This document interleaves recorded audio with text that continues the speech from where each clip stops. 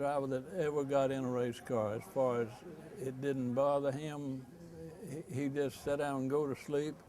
Now Curtis Turner was a little bit that way. It didn't bother him much either. But David, he'd get the car right, and Leonard worked real well with him, and they got everything just right, and he'd just lay around, and you didn't know whether he could do better or not. He'd say, that's all I can do, or whatever, but a whole lot of times it wasn't all he could do. He just didn't let us know, and he didn't let the competition know either. And late in the race, you'd see him show up, and he could just sneak up on them better than anybody I ever saw. We used to watch him race, people ask why we chose him, When you race against somebody, you know how tough he is, or how good he is.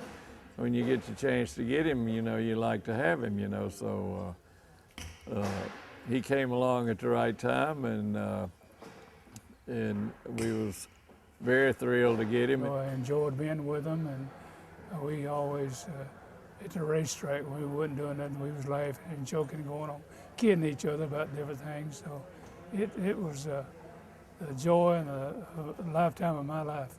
Leonard and I, anytime we go to a racetrack and I try a car out, and I think it's because we trusted in each other. If I wanted to change something, we would go ahead and change it, and he said, we'll try it. And if it worked, it worked. And if it didn't, we'd go back to that and try something else, So we worked real good together. I can't remember how many consecutive poles they won at Charlotte Motor Speedway, 12, 14, something like that. And it was just an incredible overall performance based with a Ford product. The team established such dominance on the big tracks. And it really drove home to all of us the importance of what the Woods were doing and how they were succeeding with Ford. And like I said, we tried over the years to explain how they were doing it, and we never could come up with anything, really. It's just that Leonard Wood was a master engine builder, and he knew how to get the most out of the engines that he prepared for only one type of track. And so he had the edge in that respect. So, the era of the Woods and David Pearson stands out as one of the greatest in NASCAR, and certainly one of the greatest for Ford. Has to be.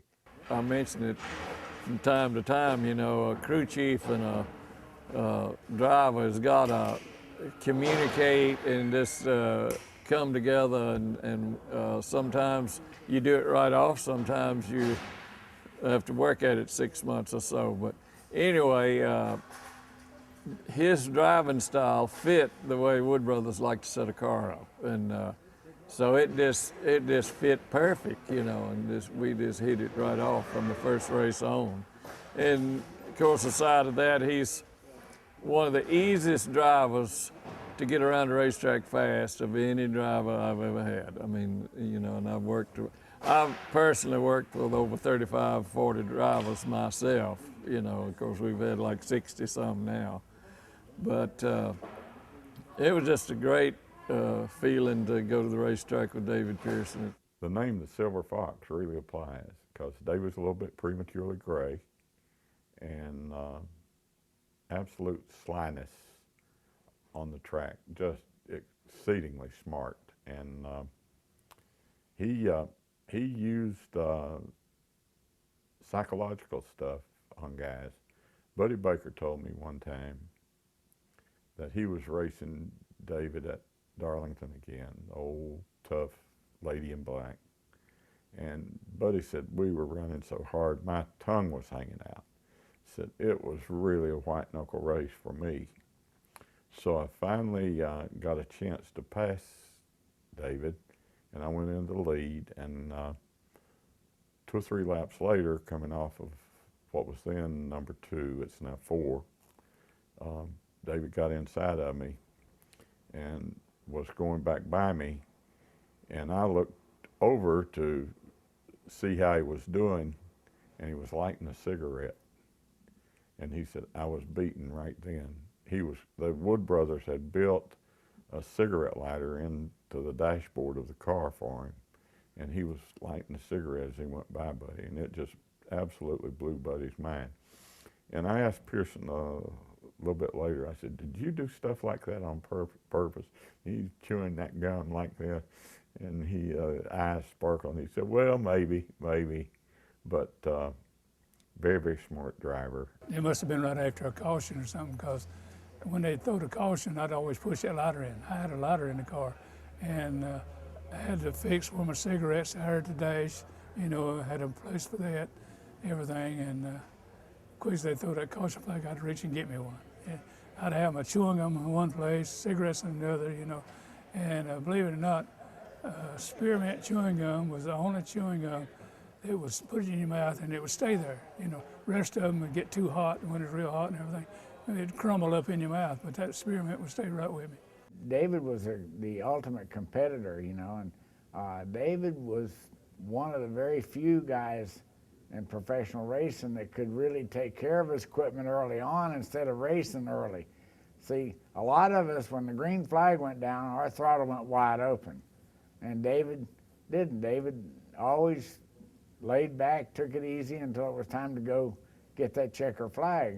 And I finally started catching on to that as time went on, but early on, I'd blow him off early in the race and, you know, get out there and rub fenders with Richard Petty and Buddy Baker and those guys that were out there standing on the gas. And pretty soon my fenders would be flopping and I'd have tire marks all over my car, and David Pearson would be over there in Victory Lane with that good-looking girl with his arm around the beauty queen. So finally I started catching on to that a little bit, but not for a long time. That's 50% of it right there. If you can outsmart somebody, even when you're racing and during a race, sometimes during that race, you check them all out and you try to find out where you're beating them at or where they beating you at. And if they're beating you somewhere more than you are beating them somewhere else, you change your car a little bit. You know, you could be a little bit tight and run good, but you could just say a half a round of wedge out, and make it a whole lot better. So, but you always, even at that, you can change your style of driving. You know, if it's a little too tight, move up a little bit, car length or whatever, you know, and or down. It all depends on what track you at and how you drive it. I've always had the highest respect for David Pearson as a race driver. He really knew what it took to win races.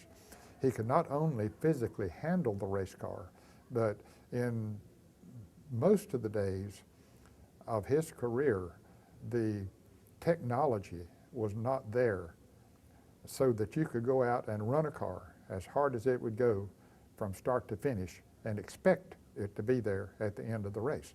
He knew how hard he could run that car and be there. And he also knew that it was easier to beat 2 or 3 guys at the end of the race than it was 40 guys at the beginning of the race. And so he drove accordingly. And so I always admired how smart he was, the approach that he made to driving, which resulted in a lot of wins.